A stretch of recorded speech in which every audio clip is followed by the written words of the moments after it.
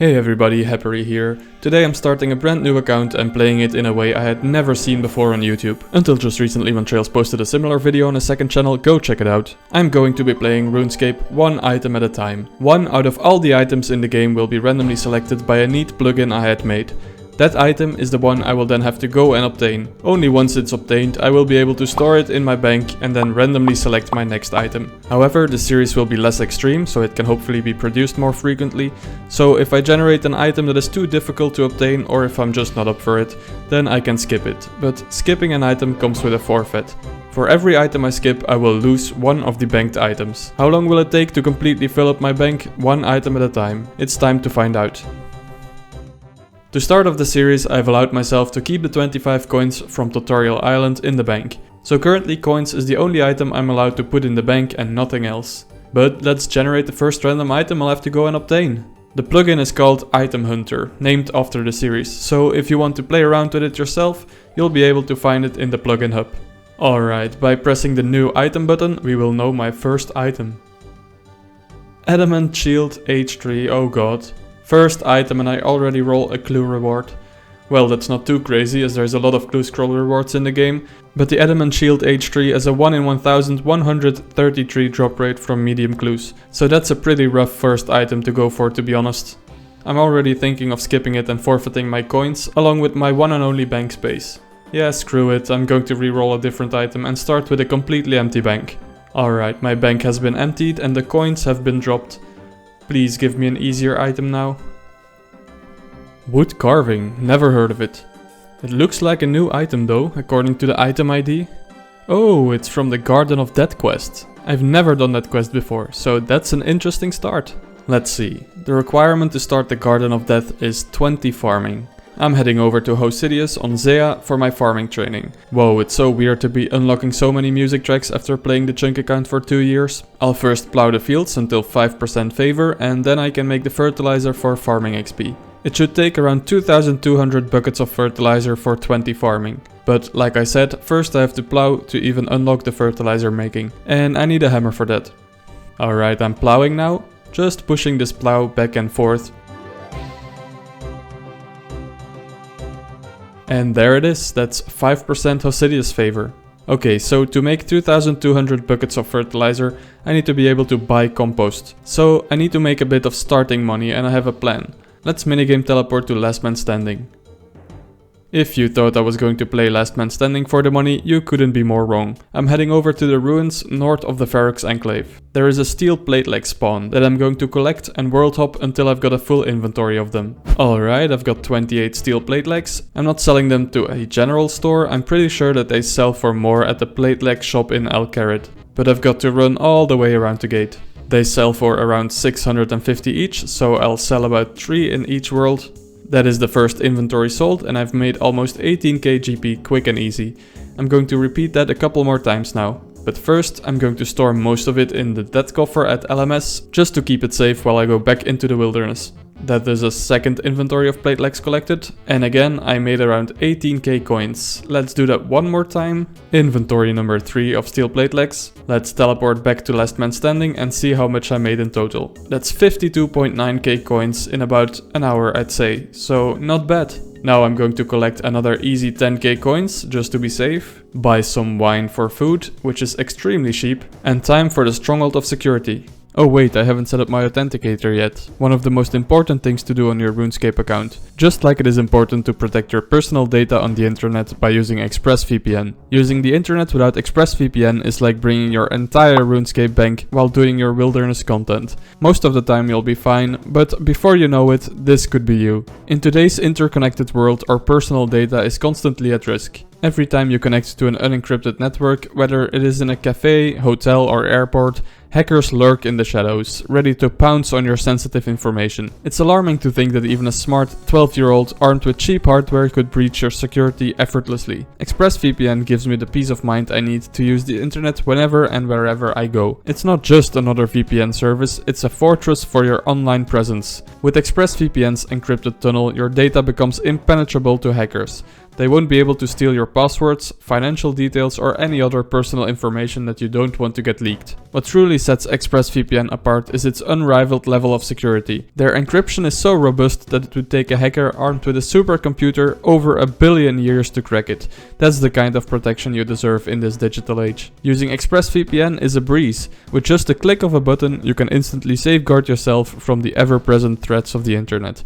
Whether you're using your phone, laptop, tablet or any other device, ExpressVPN works seamlessly to keep you secure, no matter where you go. Go to expressvpn.com/happery or click the link in the description to get 3 months of ExpressVPN free. Thanks ExpressVPN for sponsoring this video. Alright, I'm back. That's the first 2k of the first floor. There's another 3k of the second floor. And now for the last little bit.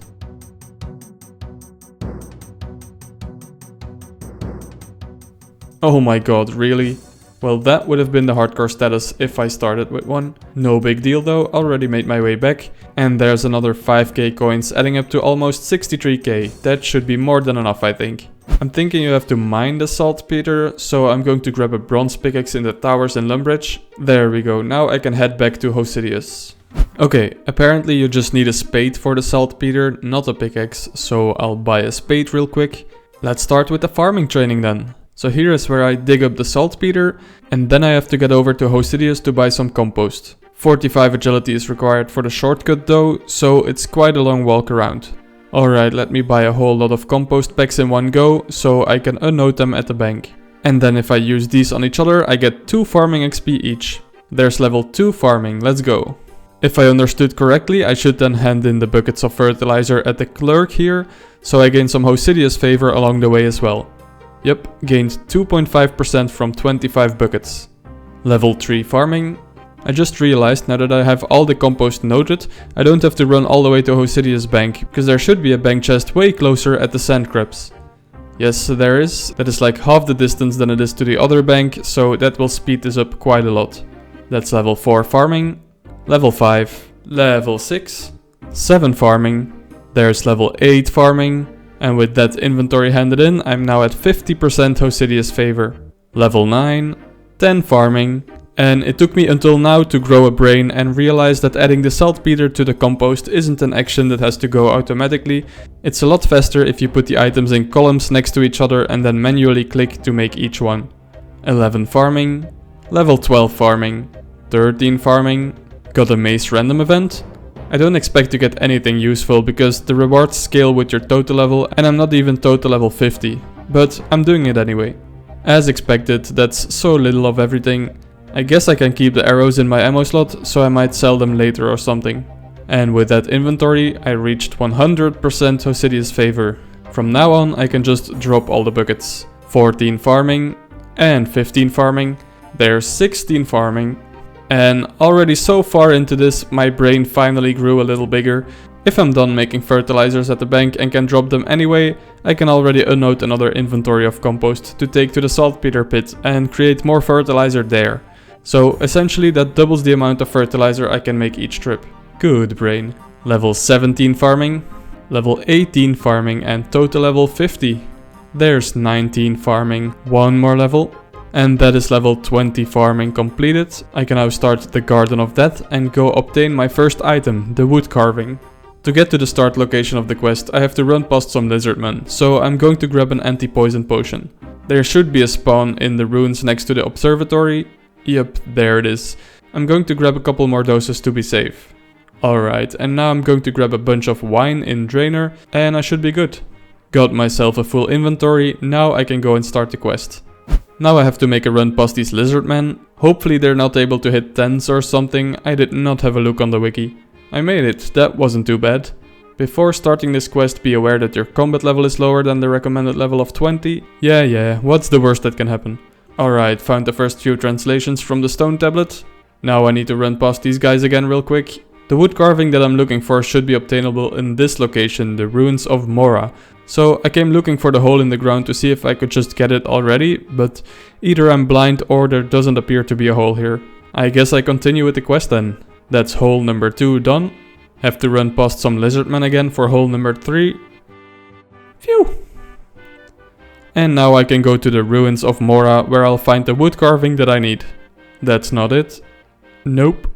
There we go, that's the right wood carving obtained. Let's grab a few more to put in the bank. I won't bother completing the quest though, maybe I roll some more wood carvings in the future and then they'll be easy to obtain.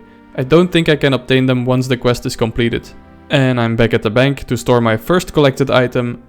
Very nice. Without further ado, I guess I can generate the next item then. Ooh, a steel defender, damn. Okay, I guess that's not too bad, but it will be a bit of a grind. The steel defender, like all other defenders, is obtainable in the Warriors Guild. However, in order to gain entry into the Warriors Guild, your attack and strength levels must add up to at least 130, or either of the skills has to be level 99. So my best option will be to train both attack and strength to level 65. I'm thinking of doing a couple of quests to knock out the early combat levels, and after that I'll just AFK at sand crabs for a couple of days. The quests I will be doing are Waterfall Quest, which grants 13,750 XP in both attack and strength. Then I'll continue with Fight Arena, granting 12,175 XP in attack, and Xtreme Village for another 11,450 attack experience. Those will get me a good amount of attack and strength levels already. However, when I eventually get to actually training those skills on sand crabs or anywhere else, a decent defense level wouldn't hurt. So I've decided I'll also complete Merlin's Crystal, where I'll get the Excalibur, an item to temporarily boost defense by 8 levels. But Merlin's Crystal is also a requirement for the quest Holy Grail, which grants 15,300 defense XP and 11k prayer XP.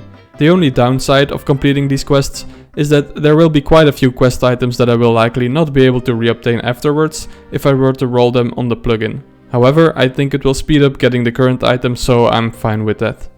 I'm getting an air staff and a fire staff, and some runes for the waterfall quest, as well as to safe spot some NPCs in Fight Arena and the Xtreme Village.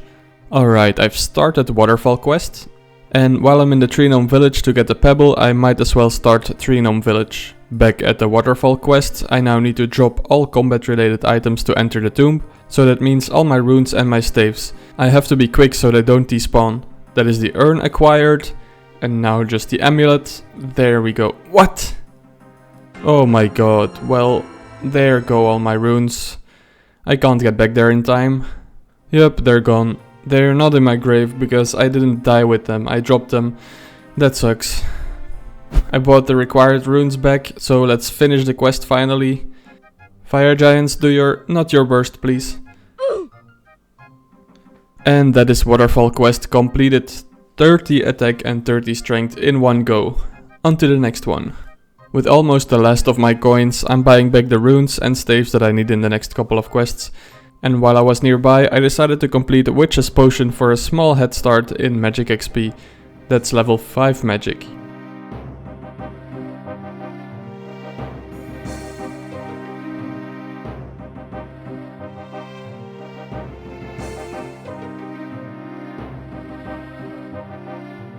That is Fight Arena completed for level 36 attack. Now I'm going to continue where I left off with Xtreme Village. Another quest boss that I can safe spot with magic. And that is Xtreme Village completed for level 40 attack. That's all for attack and strength rewards. On to Merlin's Crystal. I couldn't find a way to safe spot Sir Mordred with magic, so I'm flinching him with my staff instead. And this is the second time I'm doing this. I got his HP all the way down, took me a good 6.5 minutes, but then I chose the wrong chat option and he healed back up. So now I have to do this again for 6 minutes. There we go, now click the correct chat option. And that is Merlin's Crystal done, so Holy Grail next. I'm in the middle of the Holy Grail quest, but have you ever seen your minigame teleport and home teleport count down on the exact same time left? That's insane. As I was expecting, I'm not hitting this Black Knight Titan with magic, so I'm again going to have to flinch it.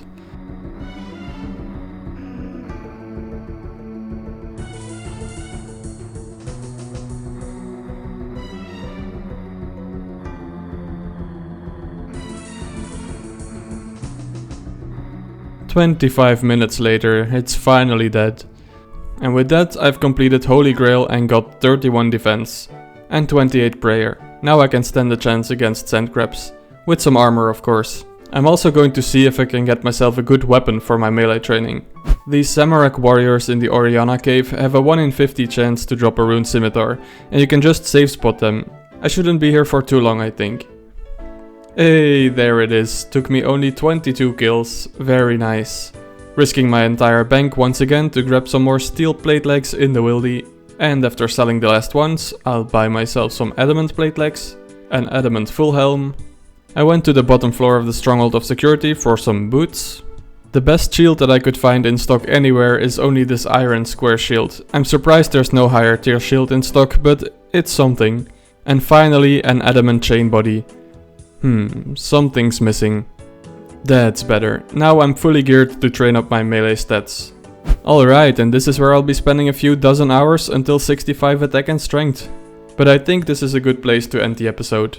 I'll continue training and get the Steel Defender in the next one. Let me know what you thought of the concept and if you want to see more of this alongside the onechunk UIM series. There's one thing that I wanted to ask your opinion about real quick. Currently, when I skip an item, I have to get rid of a random banked item in its entirety and I lose that bank slot. But what if I don't have any banked items left and I roll an extremely hard to get item like, let's say, a 3rd age kite shield? What should I do? Do I skip it anyway and get rid of everything else that I have in my inventory at the time? Do I make up for it by giving away some bonds to you guys? Does the series end, or do I start over completely? Let me know what you guys think, or if you can come up with a much better forfeit. Then I also want to say thank you to my level 3 channel members who got to see this video a few days early. Pidgey, Break the Scale, Rodolfo, Creefer, Carl Omega, Riku, Chef Sosa and Carlor. And also thank you to my level 2 channel members Vince Tanner and Tumblebelly. See ya!